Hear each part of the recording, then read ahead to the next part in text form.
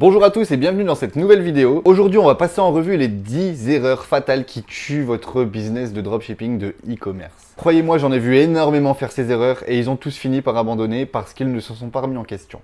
Donc, à l'heure actuelle, dans cette vidéo, vous allez apprendre à les repérer et les éviter. Ces erreurs qui peuvent littéralement tuer votre business. Mettez toutes les chances de votre côté, regardez cette vidéo jusqu'à la fin. C'est parti les gars.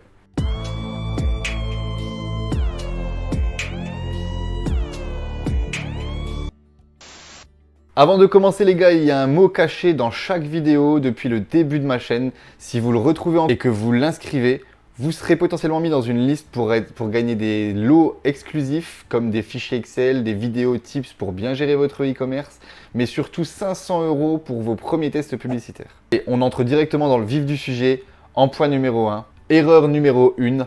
Négligez la qualité des descriptions des produits sur votre boutique en ligne. Des descriptions insuffisantes ou génériques peuvent dissuader les acheteurs, les clients potentiels et nuire aussi au référencement naturel de votre site. Mais aussi des descriptions beaucoup trop longues, ça fait exactement la même chose.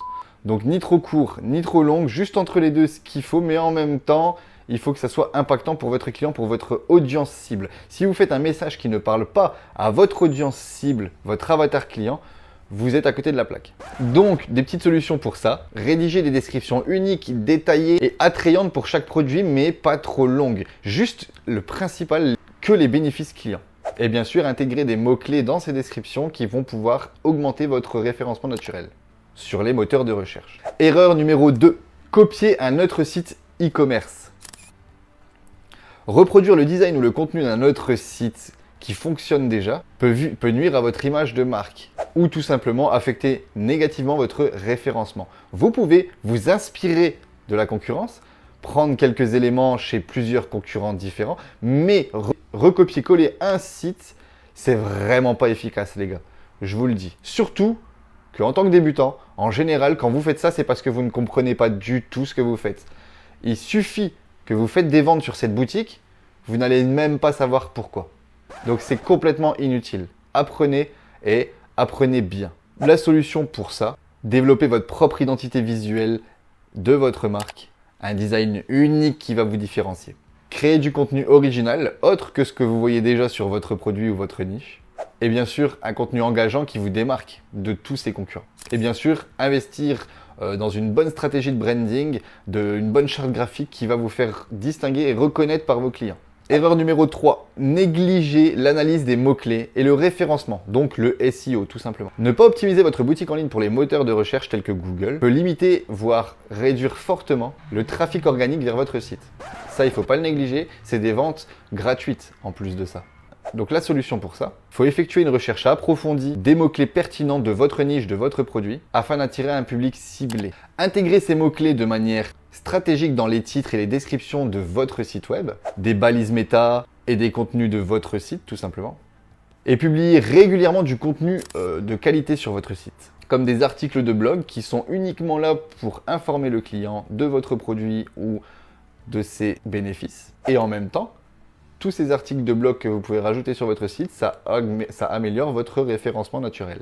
Et ça établit votre autorité dans ce domaine dans lequel vous êtes. Erreur numéro 4. Sous-estimer l'importance du SAV. Un service client qui est médiocre, ça peut entraîner une insatisfaction des clients, des avis négatifs et donc du coup une diminution des ventes.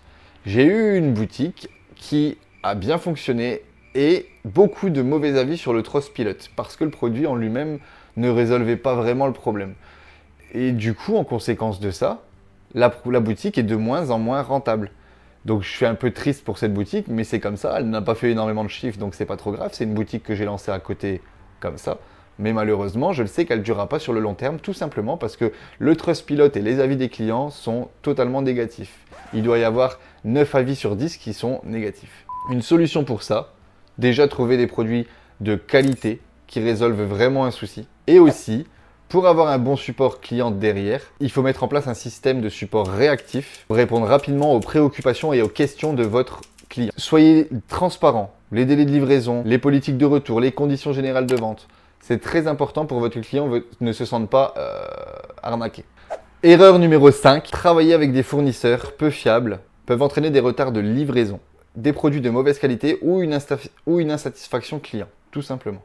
Pour contrer tout ça, recherchez des fournisseurs réputés qui ont une bonne note sur les marketplaces. Vous pouvez consulter des annuaires spécialisés ou tout simplement vous-même faire votre recherche par rapport à tous les sites qui existent. Donc même AliExpress, il y a énormément de fournisseurs et vous comparez le meilleur fournisseur de votre produit et vous rentrez en contact avec lui. Lisez les avis en ligne, comme je vous ai dit, la note pour vraiment savoir si ce fournisseur est correct et pour identifier un partenaire de confiance que vous pourrez travailler avec lui sur le long terme. Commandez des petits échantillons, comme je vous ai toujours dit, de votre produit pour tester la qualité et pour voir si votre fournisseur ne vous ment pas sur certains points.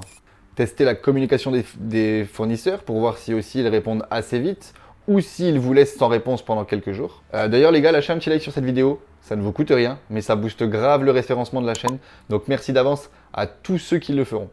Et la dernière erreur, l'erreur numéro 6, choisir une niche trop large. Les gars, je vois énormément de personnes qui se disent aussi: moi, je vais faire un site avec 150 produits dessus qui n'ont aucun rapport entre tous et je vais obligatoirement vendre quelques-uns de ces produits-là.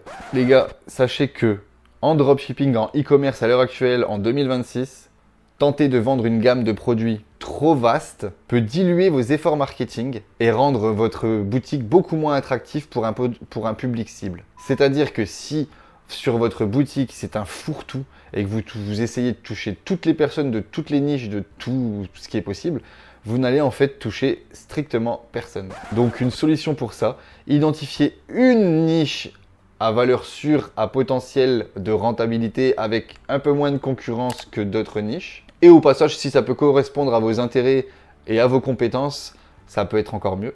Et concentrez-vous sur une offre de produits cohérent pour attirer une clientèle ciblée et fidéliser cette clientèle ciblée.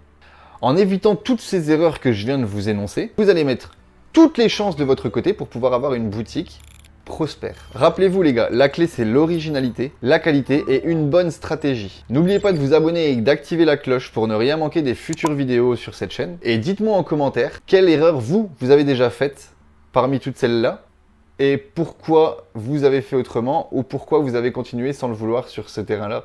Répondez-moi en commentaire, je lirai tout et je vous répondrai à tous. D'ailleurs, n'hésitez pas non plus à vous abonner à mon Instagram, là où on peut échanger et discuter en DM pour se donner un maximum de force et de valeur. Et les gars, je vous dis à la semaine prochaine pour une nouvelle vidéo. Et si toi, à l'heure actuelle, tu veux passer à l'action et que tu veux vraiment avancer dans ce business et faire tes premières ventes, je te conseille de cliquer dans le lien en description, ma vidéo ultra optimisée, sans blabla, très abordable à tous, juste ce qu'il faut pour faire ses premières ventes.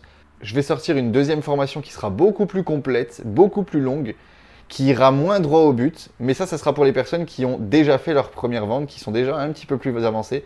Et malheureusement, cette formation, elle sera un petit peu plus chère aussi en conséquence. Mais en attendant, la formation que je vous ai sortie, vous avez une grosse réduction pour les premières personnes qui achètent cette formation. Profitez-en, ça ne va pas rester, ça ne va pas durer longtemps.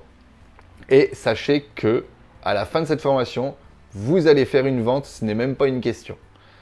D'ailleurs, vous obtenez lors de l'achat de cette formation un appel vidéo avec moi de 20 minutes pour qu'on puisse discuter de votre business ou de tout ce que vous voulez mettre en place sur votre e-commerce. Donc les gars, je vous dis à la semaine prochaine pour ne rien manquer. N'hésitez pas à cliquer sur le lien en description pour tout savoir de l'écosystème de la formation que j'ai créée. Je vous dis à la semaine prochaine les gars. Ciao ciao!